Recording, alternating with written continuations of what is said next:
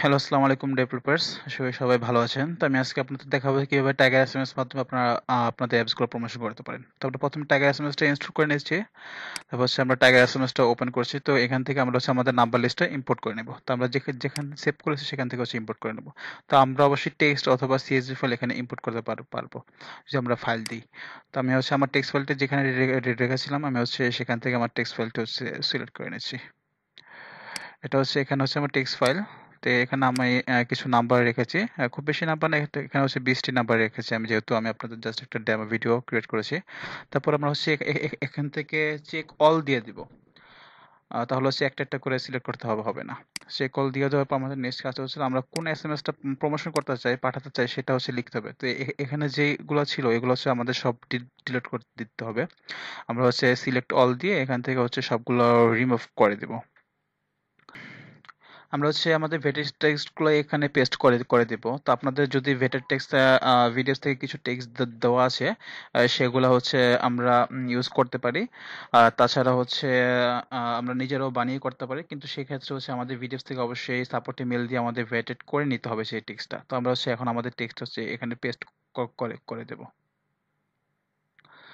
আচ্ছা, আমি আমারটা হচ্ছে পেস্ট করে দিয়েছি। তারপর আমাদের কাজ হবে সেন্ড করা। তো আমরা যে এই পাশে সেন্ডে ক্লিক করব। সেন্ড ক্লিক করার পরে দেখুন আমার এখানে কিন্তু 20টা নাম্বার সেন্ড সিলেক্ট করা আছে। হ্যাঁ, তো এখানে হচ্ছে যে নিচে প্লে বাটন আছে। তো আমরা হচ্ছে প্লে বাটনে ক্লিক করে সাথে সাথে এসএমএসটা হচ্ছে যাওয়া শুরু করে দেবে। আপনাদের হচ্ছে একটি জিনিস অবশ্যই লক্ষ্য রাখতে হবে এখানে, যে আমরা যে সিম দিয়ে প্রমোশনটি করতেছি বা মেসেজটা হচ্ছে পাঠাচ্ছি, সেই সিমটিতে কি এসএমএস দেওয়া আছে নাকি। আমাদের অনেক সময় দেখা যায় যারা হচ্ছে দুইটি সিম ইউজ করি তারা হচ্ছে একটি সিম এসএমএস থাকে কিন্তু আমাদের সিম সিলেকশন করা থাকে অন্যটা। সেই জন্য হচ্ছে আমাদের কিন্তু অন্য সিম থেকে চার্জ করা হবে। তো এই জিনিসটা আমরা হচ্ছে সেটিংস থেকে চেক করে নেব। যার যার মোবাইল তো আলাদা সেটিং, সেই জন্য হচ্ছে আমি আর দেখাচ্ছি না। তো এই দেখুন এখানে হচ্ছে এসএমএস চলে যাচ্ছে। তো একটা এসএমএস যাওয়ার জন্য প্রায় হচ্ছে এখানে 3-4 সেকেন্ডের মতো সময় লাগে। তো এভাবে হচ্ছে একটু একটু করে এসএমএস চলে যাবে। প্রতিটা এসএমএস জন্য হচ্ছে যেটা বলেছিলাম যে 3 থেকে 4 সেকেন্ডের মতো সময় লাগবে, আর বেশি লাগতে পারে। সেটা হচ্ছে আপনার মোবাইলের উপর ডিপেন্ড করতেছে যে আপনার মোবাইলটা আসলে কিরকম। তো এই ছিল আজকের ভিডিও, কিভাবে হচ্ছে এসএমএস প্রমোশন করতে পারেন। তো এই 20টা এসএমএস যাওয়ার পর হচ্ছে এটা হচ্ছে অটোমেটিক অফ হয়ে যাবে, এবং তারপর হচ্ছে যে একটা এসএমএস হচ্ছে ফেলড হয়েছে, আমরা হচ্ছে এই ফেলড এসএমএসটিকে আবার রিসেন্ড করতে পারবো। একটা হচ্ছে রিসেন্টের অপশন আসবে। তো আপনি দেখুন 20টা এসএমএস যাক, তারপর হচ্ছে এসএমএসটা একটা রিসেন্টের অপশন পাবো আমরা। তখন হচ্ছে আমার একটা এসএমএস আবার রিসেন্ড করতে পারবো, অটোমেটিক সেটা হচ্ছে দেখাবে এখানে।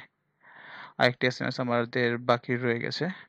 তো এসএমএস প্রমোশনের সময় হচ্ছে সকাল 10টা থেকে রাত 10টা এর মধ্যে অবশ্যই করতে হবে। এটা ভিডিওস থেকে হচ্ছে করে দিয়েছে।